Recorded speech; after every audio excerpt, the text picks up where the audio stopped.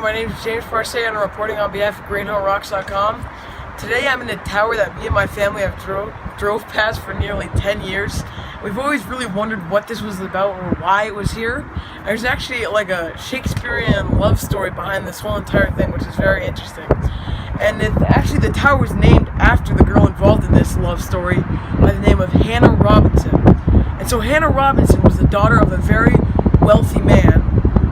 And there was also a man by the name of Peter Simon, and Hannah and Peter were very madly in love.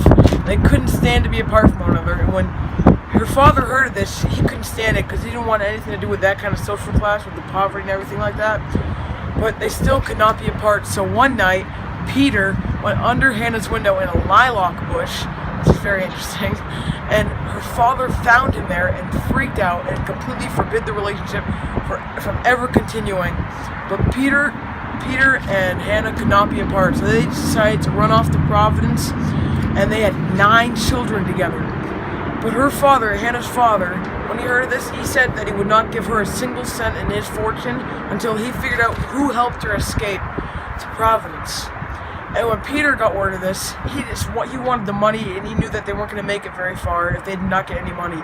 So he started having affairs with other women. And at that same exact time, while Hannah was heartbroken and very sad, she got very sick, almost to the point of death.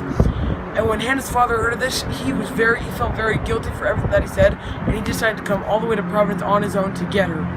And he picked her up, and on their way home, they stopped at this very spot because her home was Narragansett, and she just wanted to look back at her homeland of Narragansett before she actually got home.